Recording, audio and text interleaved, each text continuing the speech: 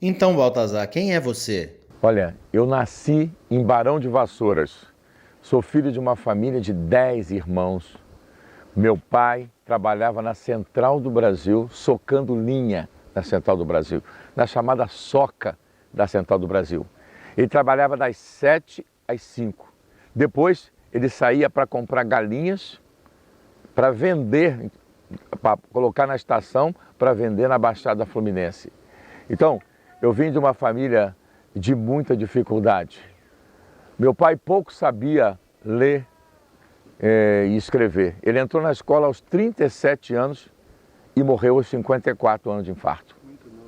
Minha mãe era dona de casa e fazia doce. Quando meu pai saía para trabalhar na soca, antes ele levava cocada, doce para entregar nas padarias para vender.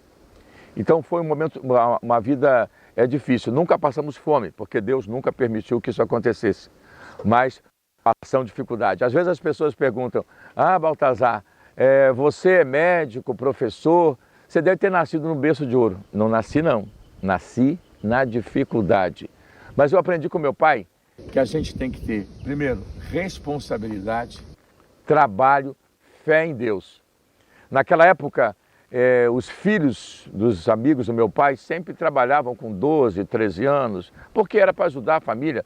Todo mundo era pobre, não é? E meu pai disse o seguinte aqui: na minha casa eu tenho 10 filhos, mas ninguém vai trabalhar. Eu vou trabalhar o que eu puder para vocês estudarem. Ele já tinha a visão de que era pela educação que a gente podia superar aquela situação difícil que vivíamos. E nós vivemos, todos lá em casa formaram. Claro, meu pai deu o ensino público até o 2º grau, é o que tinha, porque nós mudamos para a Barra do Piraí logo em seguida, não é? E a gente estudou na escola pública esse tempo todo. E meu pai morreu. E a gente foi, com aquela força do meu pai, com aquela energia do meu pai, a gente foi estudar. E eu vim para Volta Redonda em 1972. Eu queria ser médico, mas eu não tinha condição. Entrei, fiz concurso no Banco do Brasil, passei no Banco do Brasil, mas logo em seguida eu vim para Barra Mansa e o sonho de ser médico voltou a crescer em mim. E eu falei assim: eu tenho que fazer medicina, é a minha vocação, é o que eu sentia por dentro, né? Mas eu gostava muito de matemática. E aí eu falei: bom, antes de eu passar na medicina, eu comecei a dar aula de matemática e eu comecei a fazer faculdade de matemática. E fiz as duas juntos. Eu fazia matemática de noite, na Sobreu, e fiz medicina na FOA de dia. E nos intervalos eu dava aula, inclusive na Febre, para poder pagar a minha faculdade. E assim eu fui, sendo professor de noite, estudando medicina de dia, me formei médico. Quando eu me formei médico, e tem um pouco dessa história, que as pessoas perguntam: por que você foi para a política, você não era médico e tal? Meu pai tinha horror de política, não gostava de política. Eu, quando me formei médico, eu fui atraído por algumas situações que pareciam com a minha infância, com a minha história de vida. Eu lembro que eu estava trabalhando, atendendo perícia médica, e um paciente falou comigo: Baltazar, você não queria ajudar meu bairro, não? E eu fiquei assim: mas por que eu vou ajudar o bairro dele? Aí aquela coisa da vida me bateu, né? Aonde que é? É no açude. Aí eu falei: ah, sim, lá não tem posto de saúde, as pessoas não têm médico. E aí eu falei: eu vou lá conhecer. E fui conhecer e vi a realidade, não tinha posto de saúde, não tinha nada, né? E eu resolvi ajudar aquela comunidade porque aquilo tinha a ver com a minha vida, a minha história de vida, não é? Então eu peguei, comecei a atender lá numa comunidade, tinha uma associação de moradores, tinha um espaçozinho, e eu comecei a atender lá, atender. Gratuitamente? Gratuitamente, como médico. Mas você vê como são as coisas. Logo em seguida, um pouco tempo depois, 6, 8 meses depois, eu fazendo perícia, uma outra pessoa falou: ah, doutor Baltazar, eu sei que você gosta de ajudar a comunidade. O senhor está lá no açude ajudando a comunidade do açude. Pois é, eu vou falar para o senhor, a minha comunidade é muito pior. Era lá no Padre Josimo, a antiga Divinéia, que não tinha absolutamente nada. Foi lá que eu tomei o maior impacto, porque no açude já tinha casinhas construídas. Lá no Divinéia era uma ocupação. E aí eu comecei a me colocar diante de uma realidade mais cruel do que a própria minha história de vida. Porque naquela ocupação, as pessoas moravam em barracos jogados. A água que eles bebiam era de um poço do lado de uma fossa. E eu, como médico, eu fiquei lá muitos anos. E eu, como médico, dava remédios. Passava 5, 6 meses, estava tudo doente de novo. Porque o problema não era só o remédio, era saneamento básico, era água, esgoto que não tinha, né? Além da violência e as outras coisas. E eu comecei a perguntar a mim mesmo, quem é que pode resolver esse problema? Que adoece essas pessoas? Eu, médico, dou remédio, parecia que eu estava enxugando gelo. Porque você atendia uma pessoa, criança, famílias enormes, né? E daqui a pouco estava tudo doente de novo. Aí eu comecei a pensar, bom, quem resolve isso não é o médico, é o político. Aí bateu em mim, mas eu não gosto de política. Meu pai não gosta de política. Meu pai me ensinou a não gostar de política. Eu tive que vencer a mim mesmo nessa luta. Porque eu comecei a pensar, bom, se eu sei do problema, sei da dificuldade, sei que o caminho não é esse, é outro, tem que ser o caminho político. Se eu não faço nada, eu sou cúmplice daquele sofrimento. E eu acabei vencendo a mim mesmo, me convencendo de que eu tinha que ocupar um espaço na política para poder resolver um problema, que era o problema do próprio saneamento básico, do abandono daquelas pessoas. Claro, médico está acostumado a cuidar de pessoas. Então eu tinha vontade, tive vontade de cuidar daquelas pessoas mais do que um médico fazia, que era dar remédio, consulta, exames, mas adoecia de novo. Daí eu passei, aí eu resolvi ser candidato a vereador.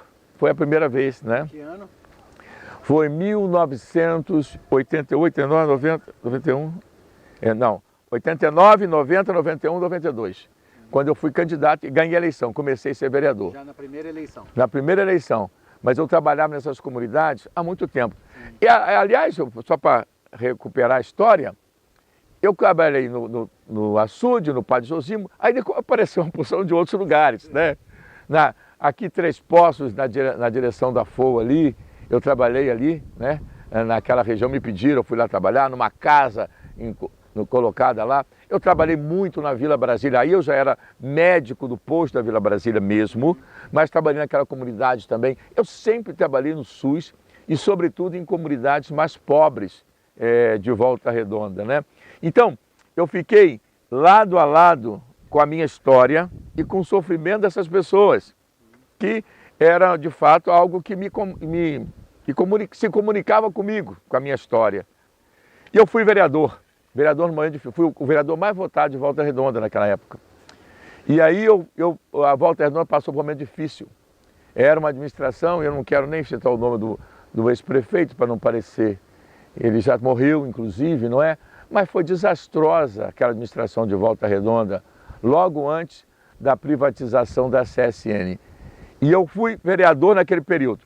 E a cidade piorou muito, porque a administração era muito ruim, não resolveu saúde, não resolveu quase nada, né? E aí, no final do meu mandato, eu já estava até decepcionado, porque eu queria botar água e esgoto no Padre Josimo, não coloquei. Mas vereador não coloca, isso não é função de vereador, é de prefeito. E aí, todo mundo me pediu, vai, Baltazar, você sempre lutou, por que você não vai ser prefeito? E eu falei, caramba, eu vou tentar então. Eu saí de vereador, fui candidato a prefeito e venci a eleição de prefeito. E aí, eu pude ter as ferramentas na minha mão para resolver o problema da cidade de Volta Redonda. Logo em seguida foi a crise da privatização da CSN. Provavelmente a maior crise que Volta Redonda já enfrentou. De uma noite para o dia, o governo federal resolveu privatizar a CSN e privatizou e jogou na rua só diretamente 12 mil, demitiu 12 mil empregados. Imagina isso, numa cidade já com um problema da administração que não funcionava em Volta Redonda. Era o caos. Era o caos financeiro, era o caos social em Volta Redonda. E eu fui prefeito nesse momento, Deus me permitiu ter uma experiência dolorosa, mas também desafiadora. E nós fomos trabalhando, recuperamos a economia de Volta Redonda nesse período, aumentamos em 400% a arrecadação de Volta Redonda, sem aumentar impostos. Só daquilo que era abandonado, não era feito, deixado para trás. E a gente conseguiu recuperar. É claro que eu tive muita briga. Eu sou uma pessoa que aprendi a enfrentar os desafios. A minha história é isso, de superação de desafios, né? Desde a dificuldade financeira, dificuldade de alimentação. E eu cheguei em Volta Redonda, como prefeito, eu vi o desafio. A cidade abandonada, gente que não pagava impostos, enquanto uns pagavam, outros não pagavam. Eu tive que cobrar. Eu tive que enfrentar essas questões todas. O governador do estado, só para citar um exemplo, ele ficou quase um ano sem mandar o dinheiro da merenda. Naquele tempo, o dinheiro vinha pelo estado. Eu não era do partido dele, ele resolveu não mandar. E eu estava desesperado, querendo que eu pagava com alimentação com o dinheiro da prefeitura. Só que aí não dava, já era difícil. Nós fizemos uma briga com ele no sentido de que fui para a rádio e disse para ele, da rádio, olha, as crianças estão sem alimentação, o governo está devendo, não dá dinheiro para a alimentação das crianças. Aí o governador Marcelo Alencar liga para a rádio dizendo que ia me processar porque eu estava falando aquilo no ar contra o governador. Não era contra o governador, era a favor das crianças que estavam sem alimentação e a cidade não podia ficar assim. Bom, claro que ele não me processou porque eu estava com a verdade, ele estava só fazendo a política dele. Mas ele mandou dinheiro, nós pagamos e resolvemos esse problema. E assim foram muitas lutas que nós tivemos como prefeito de Volta Redonda, né? E aí no final do seu mandato você elegeu o sucessor, queria falar um pouco dele. É verdade, mas antes disso eu fui preso. Preso? Preso. Essa eu não conhecia. Não conhecia, pois é. O que aconteceu? Eu estava na prefeitura no final do segundo ano, recuperando a cidade com aquela dificuldade toda, com as greves que nós tivemos que enfrentar, porque tinha que pagar o funcionário. Funcionário que não recebe faz greve com justa razão, né? Mas não tinha dinheiro. Então nós recuperamos. Quando chegou no final do segundo ano, eu juntando dinheiro para pagar o 13º e o dezembro dos funcionários da prefeitura, que eram quase 10 mil, uns 30 funcionários da prefeitura, que ganhavam os maiores salários da prefeitura, entraram na justiça para querer equiparação com a Câmara de Vereadores. Ora, a Câmara é um outro poder, cujos salários são muito mais altos. Por motivo A, B, C, não vou discutir aqui, mas são. Aí o juiz disse que eles tinham razão, que eu tinha que pagar. Falei, doutor, era 1/3 da arrecadação da cidade. Eu falei, doutor, se eu pagar isso, os 10 mil, os 30 vão receber um salário, já é alto, vão ficar altíssimo, e os 10 mil vão ficar sem salário, sem 13º. Isso eu não posso fazer, isso não é justo. Quando eu falei que não é justo, o juiz me deu um cala-boca, falou assim, ó, quem sabe que é justo sou eu que sou juiz. Aí eu fiquei meio irritado com essa coisa. Eu falei assim, ó, nem toda lei é justa, doutor. Nem toda lei é justa. Ele falou, mas eu que interpreto a lei. Então tá bom. O senhor vai pagar? Falei, não, senhor, não posso pagar. Eu não posso pagar. Mas se o senhor não pagar, vai ser preso. Falei, vamos. Tem que pagar o preço. Quem vai pagar o preço sou eu, porque eu não vou poder pagar. Eu não vou deixar os funcionários. Nisso estava cheio de funcionários lá fora e tal. E aí ele falou, então você vai pagar uma fiança. Falei, também não vou pagar a fiança, porque eu não concordo com essa decisão. Aí, ponto. Aí ele mandou me prender. Eu fiquei 7 dias preso. 7 dias? 7 dias preso. Eu sabendo que eu tinha razão. Recorri ao Tribunal de Justiça, explicando a situação. O tribunal me deu razão, mas o juiz entendeu que eu não tinha razão. Então, até que o tribunal dissesse que eu tinha razão, o juiz não, eu fui preso. Paguei o preço por defender o funcionário público, é o dinheiro público, em última instância, né? O juiz insistiu, depois disso mandou me processar, eu fui até o Supremo Tribunal Federal, porque ele disse que eu desobedeci a ordem dele. E em certa medida eu desobedeci, mas não tinha outra alternativa a não ser desobedecer, porque a ordem era estapafúrdia, né? E aí eu tive um governo com essa dificuldade toda. No final, o governo começou a melhorar, eu arrumei a arrecadação, arrumamos a cidade, a Volta Redonda, eu fui prefeito de 93 a 96, foi considerada a melhor qualidade de vida do interior do estado do Rio de Janeiro, era a Volta Redonda. Nós reformamos a saúde. Para ter ideia, o primeiro CTI de Volta Redonda foi no Hospital São João Batista, foi no nosso governo que fizemos. A primeira cidade do interior com informática na escola fomos nós que fizemos aqui em Volta Redonda. Colocamos mais de 250 quilômetros de água e esgoto em Volta Redonda. Não só lá no Padre Zosimo, na antiga Divinéia. Fizemos no açude 4, fizemos lá na Santa Cruz, Santa Cruz 2, na Grota do Urubu, no Morro da Caviana, lá no Santo Agostinho, Morro da Conquista. Nós fizemos também ali em Três Poços. Nós reformamos essa cidade que era abandonada, a periferia, que era chamada não cidade, que eu conhecia muito como médico, trabalhei lá o tempo todo. A gente incorporamos a cidade. No Padre Zosimo, por exemplo, como água, esgoto, asfalto. Compramos a terra simbolicamente da Caixa Econômica e demos o título para os moradores lá do Padre Zosimo. E às vezes eu encontro alguém do Padre Zosimo e fala assim: Baltazar, e um dia eu falei isso mesmo, o Padre Zosimo é a menina dos meus olhos. Porque lá a gente fez, como diz o povo, barba, cabelo e bigode. Arrumamos aquele bairro. E eu fui muito feliz em ter feito isso.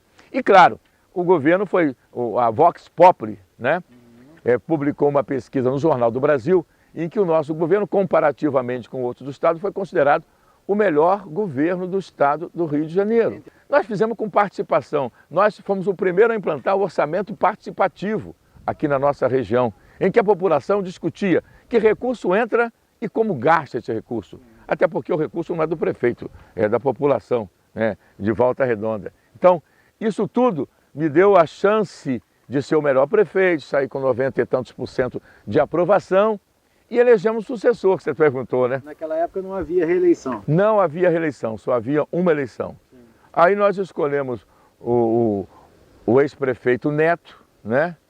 Até ele nem queria ser, porque está com medo de perder de novo. Eu falei: não, rapaz, a gente vai te apoiar. Se você vai continuar o processo que nós estamos fazendo, a gente quer apoiar, porque a gente acha que a população está aprovando, né? E nós elegemos o prefeito, né?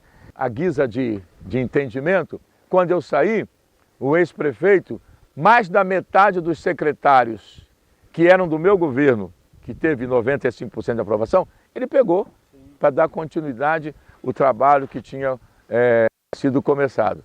Portanto, essa é parte dessa minha história de vida e minha história política. Depois eu fui deputado federal por 2 mandatos. Com quase 100 mil votos. Com quase 99.700 e tantos votos. Fui deputado federal, 2 mandatos. Fui relator da CPI do narcotráfico do estado do Rio de Janeiro, uma CPI que andou o Brasil inteiro e mostrou o envolvimento de políticos com o tráfico de drogas, se não diretamente, sendo financiados pelo tráfico de drogas. Isso me deu um problemão depois, vocês vão ver depois, né, na questão das ambulâncias, o porquê que aconteceu, mas a gente conseguiu levantar, não só político não, tá? Tinha gente do judiciário, tinha gente de todos os poderes envolvidos nesse processo todo, que o Brasil todo sabe que é grave, que mata milhões de pessoas. Aliás, tem uma história interessante. Quando me ofereceram para trabalhar na CPI do narcotráfico, toda a minha equipe disse: vai não, Baltazar, isso é muito perigoso. Aliás, no Congresso Nacional diziam isso é muito perigoso, porque tem interesse que você nem sabe. Você está diante de um sujeito que, de repente, ele é traficante. Só para você ter ideia, eu tinha um gabinete e do outro lado tinha de um deputado, chamado Ildebrando Pascoal. Eu não sei se o pessoal ainda se lembra. O da motosserra? É o homem da motosserra. Então, na CPI, a gente mostrou como é que o tráfico de droga, ele estava envolvido com o tráfico de droga e como é que ele matava os oponentes. Né? O próprio Fernandinho Beiramar foi a CPI do narcotráfico e levantou, já se conhecia, mas o tamanho dele foi a CPI do narcotráfico que levantou. Mas você vê, eu deputado e o outro deputado à minha frente. Ele era o homem que matava com motosserra. Com motosserra. Então, foi um momento tenso que a gente passou. É claro que muita gente lá dentro tinha interesse contrariado, e foi contrariado mesmo, porque no relatório foi levantado isso tudo, e que deu origem depois à retaliação da CPI, da questão das ambulâncias, das ambulâncias, da máfia, chamada máfia da ambulância, que não tinha nada a ver com isso, absolutamente nada a ver com isso. Mas passou 12 anos até que você possa apresentar. Exatamente. Quando a gente foi, você tem uma ideia, todos do estado do Rio que estavam na CPI do narcotráfico foram colocados na máfia das ambulâncias. O nome colocado, né? E aí, até você provar que focinho de porco não é tomada, depende da justiça. Eu sabia da minha inocência e sempre defendi a investigação. Acho que quem não deve, não teme e não treme. Agora, o problema é que depende da justiça. Eu gritar que eu era inocente, eu até falei. Mas aonde que a minha voz chegava e aonde que a voz da grande mídia chegava? Entendeu? Era difícil. Eu levei 12 anos sendo injustiçado. Os meus inimigos políticos aqui em Volta Redonda usaram e abusaram dessa mentira. Só agora, em 2018, 12 anos depois que começou todo o processo, a justiça disse que eu sou inocente, me absolveu, não existe prova nenhuma, era mentira, era fake news, mas a minha família sofreu, eu sofri. Eu deixei de ser deputado, porque podia ter sido deputado até mais votado, mais do que 100 mil naquela época, né? Mas eu agradeço a Deus, porque eu acho que a verdade sempre aparece. E alguém tem que pagar o preço. Eu nunca fui uma pessoa pacífica no sentido de ver as coisas erradas e concordar. Ver as coisas erradas e não me envolver para combater. Foi assim como vereador, foi assim como prefeito, foi assim como deputado federal. Então, eu não fico assim, eu estou triste porque fizeram isso. Eu sabia. Eu digo o seguinte, quem vai para a vida pública tem que ter coragem de fazer esse tipo de enfrentamento, né? Se você acha que vai passar pela vida em brancas nuvens, então você vai plantar batata, vai fazer qualquer outra coisa, né? Nada contra os batateiros. Mas eu estou falando, a política, se você quer fazer do lado certo, tem gente que entra na política e sai tudo lisinho, não tem nenhuma cicatriz. Ele não lutou, ele não fez nada. Será que está tudo certo, que não vale a pena lutar? Todo mundo que enfrentou, não tem jeito de você enfrentar, ir para uma batalha, ir para uma guerra, e você, sem um arranhão, entendeu? Eu atiraram contra mim, essas coisas todas que eu estou falando, mas eu estou muito feliz porque eu nesse momento, primeiro que posso mostrar a minha absolvição. Depois, eu entendo que a cidade me deu uma experiência muito grande. Quando eu fui prefeito, vereador e sobretudo prefeito, eu peguei uma cidade arrasada. E agora a cidade está numa crise tão ou mais grave do que aquela. E por que você quer ser prefeito nesse momento de novo? Pois é, essa história se repete, né? A gente aprende, e eu aprendi muito naquela crise da privatização da CSN. E penso que esse momento, que a pandemia, e tem alguma coisa a ver comigo, porque eu sou médico, né? Eu estou acostumado há 42 anos a cuidar de gente, cuidar de pessoas. E aí eu percebo, a pandemia que está agora é a maior crise dos últimos 100 anos no mundo inteiro, né? E não podia ser difícil, não podia ser diferente, aliás, aqui em Volta Redonda, que tem o problema da saúde em si, que são as mortes, né? Um sistema despreparado para atender, aliás, no mundo inteiro estava, e aqui mais ainda, e o desemprego, né? E eu penso que a cidade me deu uma oportunidade de aprender. Aquilo que eu aprendi, eu preciso devolver para a cidade num momento de crise, como é a crise agora. O que me move é isso. Não tenho vaidade nenhuma. Já fui prefeito, considerado bom prefeito, essas coisas todas. Sofri para poder resolver, mas também ganhei da cidade essa oportunidade. E eu sou uma pessoa também movida a desafios. Se a gente pode contribuir, se pode fazer e não faz, a gente é omisso. Como as pessoas vieram me perguntar, me conversando comigo, Baltazar, a situação está dramática, a cidade está abandonada. É verdade, a saúde, é só olhar a saúde de Volta Redonda, só não vê quem não quer. A cidade esburacada, as lâmpadas queimadas. Quer dizer, eu penso até que a cidade de Volta Redonda é bem estruturada. O que falta nesse momento, primeiro, é fazer funcionar a cidade. A estrutura que tem que funcionar. E isso precisa de experiência.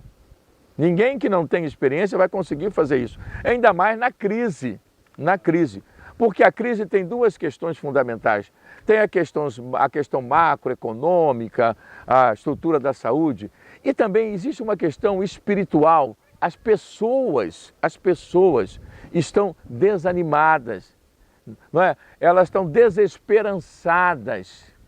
E esse é o momento que a gente precisa unir a cidade em torno, tem que ter fé. Fé em Deus, fé na vida. Tem que olhar para aquelas pessoas que mais precisam. Um governo precisa ser um governo para todos, mas ele precisa olhar com um olhar maior para aqueles que têm menos. Eu estava olhando uma publicação do IBGE que diz que em Volta Redonda tem cerca de 80 mil pessoas ganhando até meio salário mínimo. Ora, se não tiver um olhar de solidariedade, se não tiver alguém que também saiba administrar, de maneira que os recursos poucos sejam priorizados para atender mais a quem tem menos, não é? Não é possível que a gente veja milhares de pessoas passando fome na cidade e a gente fica insensível a isso. Quem tem que ter esse olhar é o governo municipal. Quer dizer, a saúde das pessoas que precisam, que moram nesses bairros, nessas comunidades todas que nós conhecemos aqui à volta, em Volta Redonda, talvez alguém do centro não precise do posto de saúde, mas com certeza as pessoas dos bairros precisam. Elas não têm Unimed, elas não têm outro plano de saúde, elas têm o posto de saúde, que tem que ser o cartão de visita do governo. A escola tem que ser o cartão de visita do governo. Não é possível como agora, por exemplo, que a gente tem escola 5 meses sem merenda escolar. Quem faz a merenda escolar nessas comunidades é quem precisa. Às vezes é a única alimentação que esse aluno tem.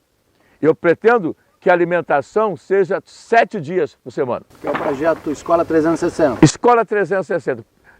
A Escola 360 é mais do que isso, mas começa com isso. Primeiro com a alimentação. Educação com nutrição.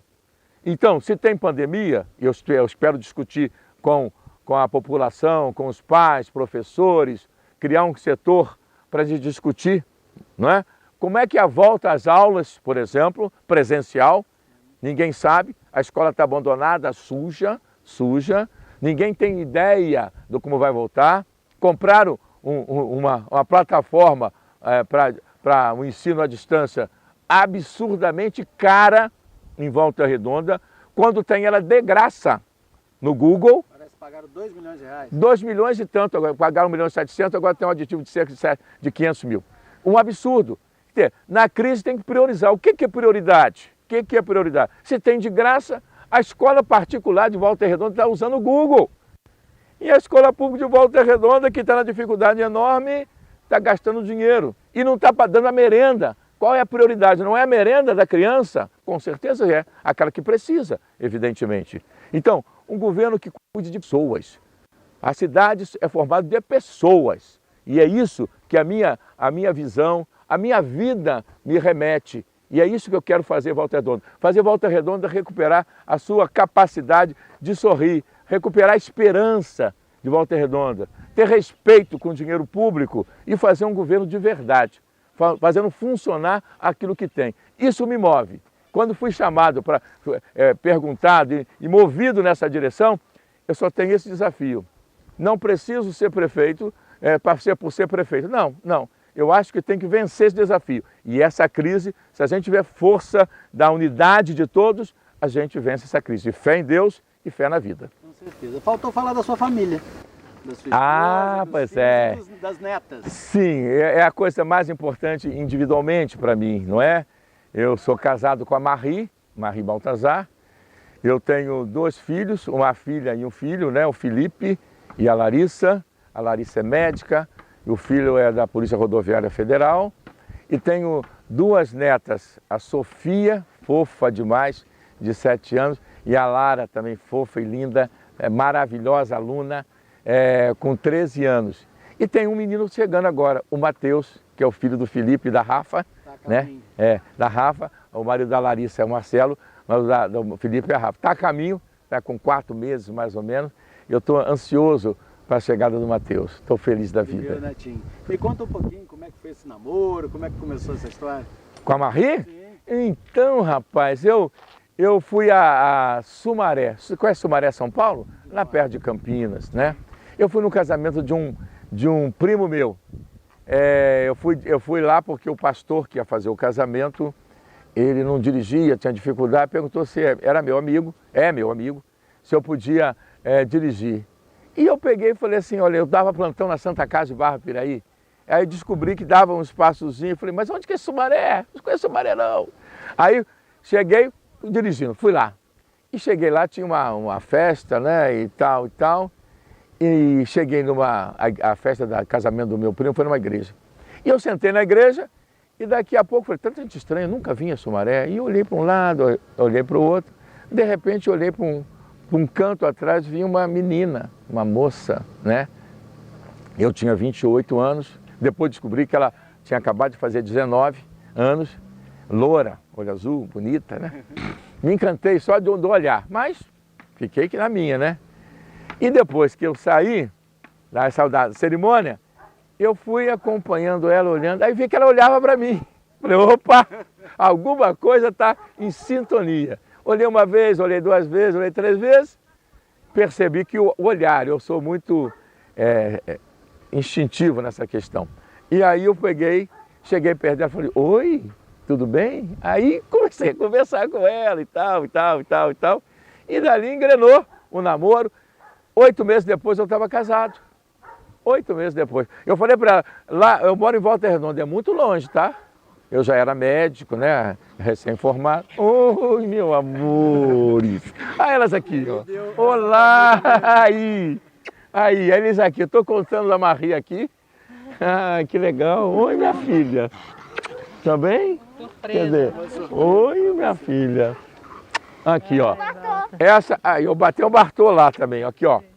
Lá a Sofia, minha neta, a mais nova, a Lara, querida, Larissa, minha filha, Marie, lógico, né? Marie, minha esposa, vocês conhecem, Marcelo, meu genro, Rafa, que tem o Mateus aqui dentro, tá a caminho, e o Felipe, meu filho. Família maravilhosa, linda, eu sou assim apaixonado por todos eles. Eu acho que Deus me deu o melhor. Deus me deu o melhor. Ai, já tem um ragu aí. Entendeu? O ragu não veio. É isso, então eu estou muito feliz, agora estou mais feliz ainda com eles aqui perto de mim, aqui, não sabia que eles viriam aqui junto aqui. Mas eu estou muito feliz, muito feliz. Eu acho que esse é um desafio que a gente leva para a vida toda, né? Eu acho que bem, eu sou grato a Deus, muito, muito, muito grato a Deus por todos eles, por toda a vida que me deu, por todas as lutas que tive, por todos os sofrimentos que tive, porque nesse processo a gente cresce. Às vezes a gente não cresce só nas vitórias, né, nos aplausos, mas cresce no sofrimento. A gente passa a conhecer a si mesmo, né, passa a conhecer as pessoas, passa a ser mais generoso com as pessoas. Sabe que não tem ninguém perfeito, né? Mas que a gente precisa caminhar na direção de melhorar cada dia mais, de se aprimorar cada dia mais. Eu tenho certeza que Deus não falha conosco. É isso aí, minha família é isso, é prova disso. Parabéns e boa sorte. Obrigado. Acabou, Valeu. pessoal. Valeu. Nossa, vocês vieram me dar um susto, hein?